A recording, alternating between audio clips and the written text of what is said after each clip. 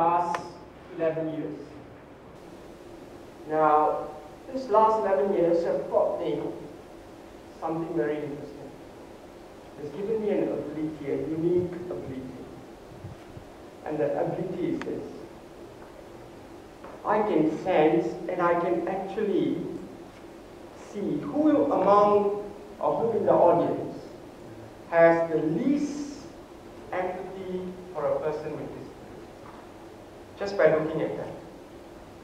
Do you believe me? Shall I give it a try? If I were to say, who among you have the least empathy for persons with disability, who would that be? Let me have a look. Is that the gentleman with the red t-shirt? No? Not her. Okay. The truth is, it's me. That's why I can say it so confidently. It's me. I don't have such ability. But I know that I am the person with the least empathy for a person with disability. Strange, isn't it? How is that possible? Well, for the next few minutes, I would like for you to open your hearts, not so much your mind, while I discuss this topic of the power of empathy. You know, empathy, unlike sympathy, is empowering. Why do I say that? When you sympathize with people, Singaporeans are quite sympathetic when they see an old person, an elderly person on a train station or selling tissues. They tuck $2 with them and then they leave. They feel they've done something, they feel good. They feel sad for them, but after a while they go back to their daily life. But empathy, on the other hand, does something more. It makes the person want to know what this person is going through.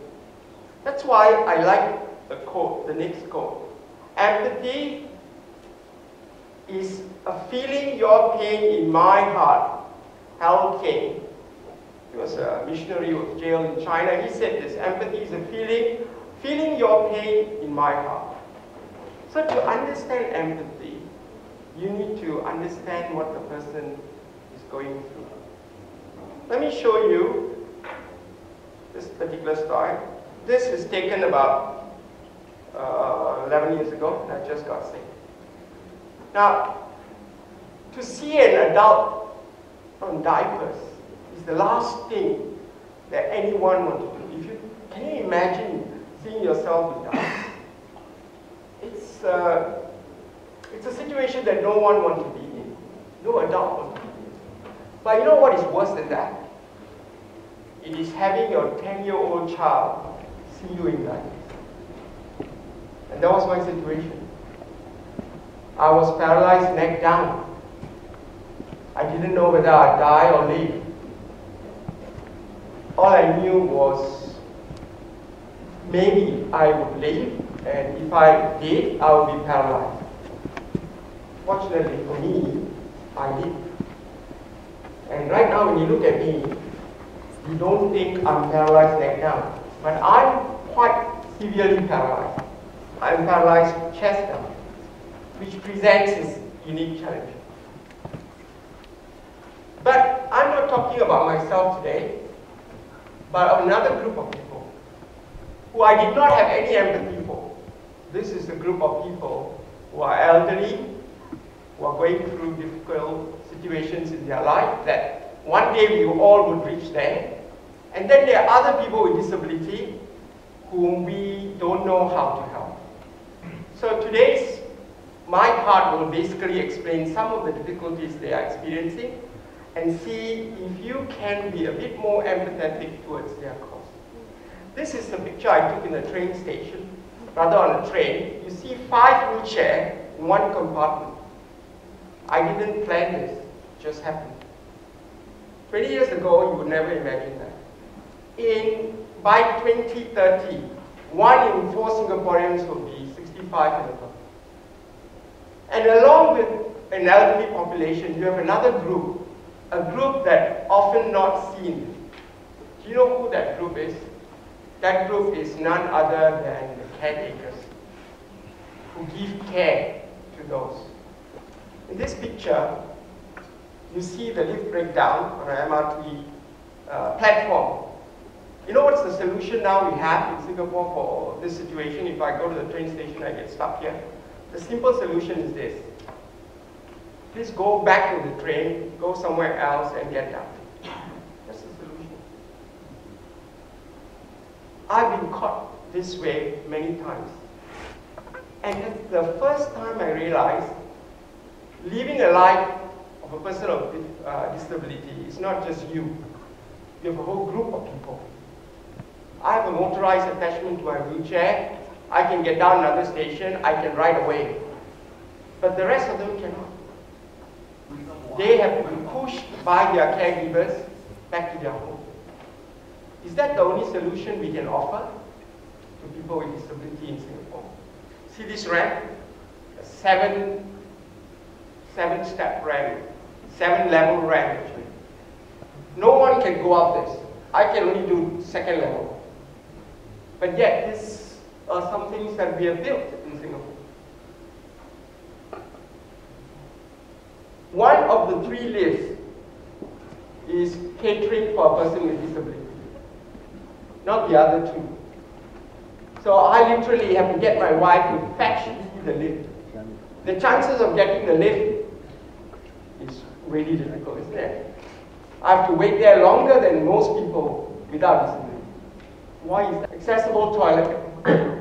Notice where the dustbin is located. That's my wheelchair. I can never get to the dustbin. And even if I could, the dustbin is foot operated. How does that work? What about this? Toilets meant to keep, people who man the toilet want to keep it clean. So they have this idea. By the time I find the security guard, get the key, open the door, use the toilet, my bladder might just burst.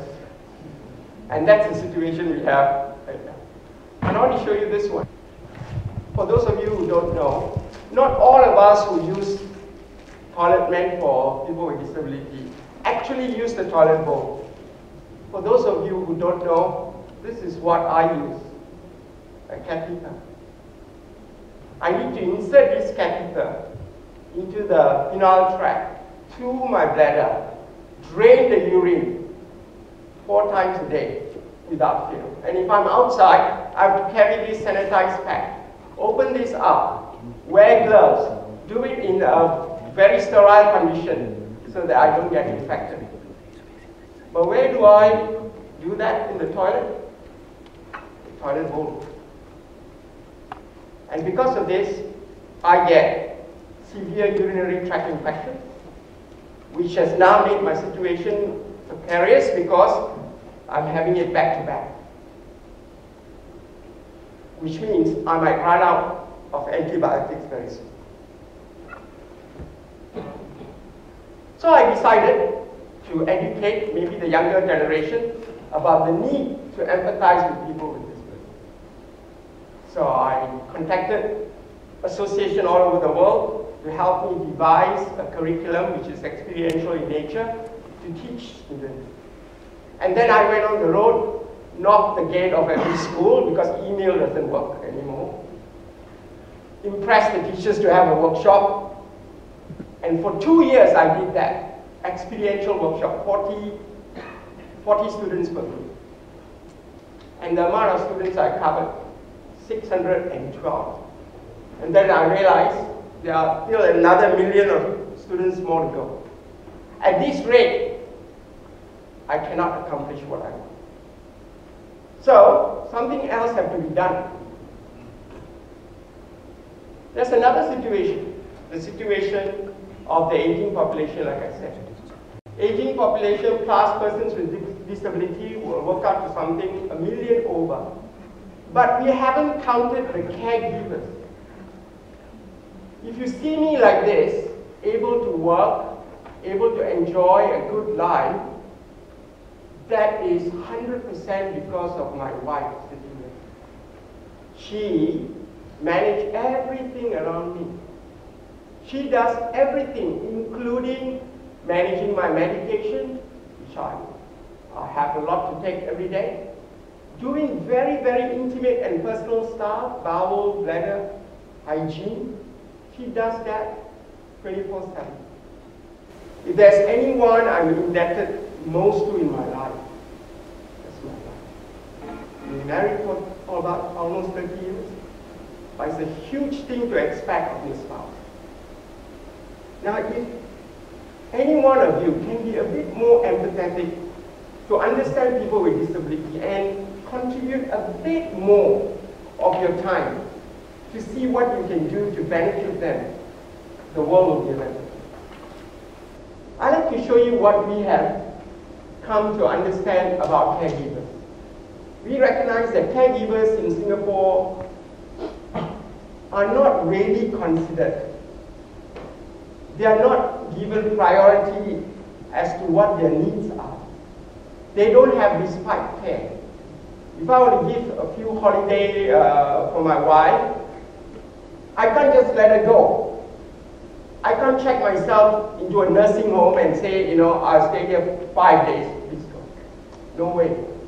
Because no nursing home will take me for 5 days and render me the care that I need. So my wife is perpetually stuck. And that's the kind of situation you don't want your spouse to be in. Someone that you love and you appreciate. So most caregivers, in Singapore we have caregivers between 7 to 17. They are all in this situation. They are struggling, they don't know how to manage, what to do. So we were thinking about this, me and my partners, an Australian Vietnamese guy who's also a wheelchair user. And we realized that the better way to do is to educate them in a quicker way by means of an app. So we got the developers and we worked together with them to develop the first gaming app that teach very important techniques about helping people with disabilities.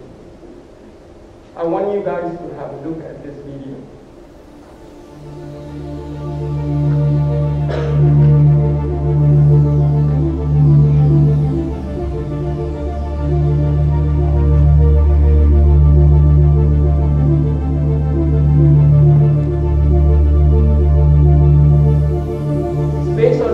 Characters, and we are adding on different scenarios according to the needs.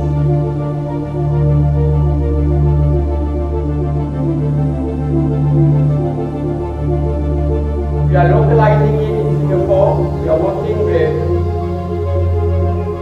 some volunteer welfare organization to do it. This is a transferring technique from the bed to the chair.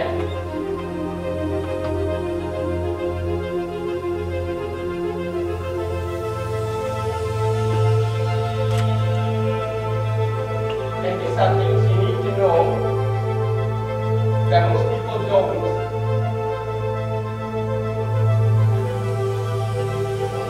When a person with disability falls,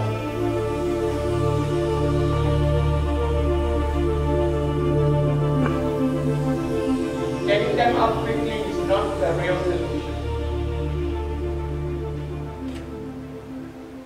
Now we have created this app. Our first module will be coming out in less than 2 weeks. And we hope with this app it's scalable, it is applicable to any organization. We are working with some volunteer welfare organization today to develop something specialized for them. Moving forward, we feel that this will be the future. Augmented reality, virtual reality might be the future, and we're already having talks with it about it. To develop this even further. But something more is happening, and I want to this is my family right now. They're very happy. But I tell you something behind the smiles. In less than 10 years, my daughter will be in a situation to care for her aging parents. She would be maybe in her early 30s. And she got 2 aging parents to care for. And if she were to marry someone in Singapore who's probably the only child in the family, 2 children will be caring for 4 elderly. And that's the situation here. So my friends, all I ask of you, if every one of you can take a bit of yourself, open your hearts, learn about the different disabilities you have around us. Because everybody sitting on the wheelchair doesn't have the same disability. And there are lots of disabilities that they are unseen, from hearing impairment to autism and all other kinds of disabilities. But if each of you can contribute a wee bit of your time to understand, then the world will definitely be a better place for all of us. Really, caring for the loved ones is our highest calling. And I plead with you, open your hearts, learn about the cause of disability, and do what you can.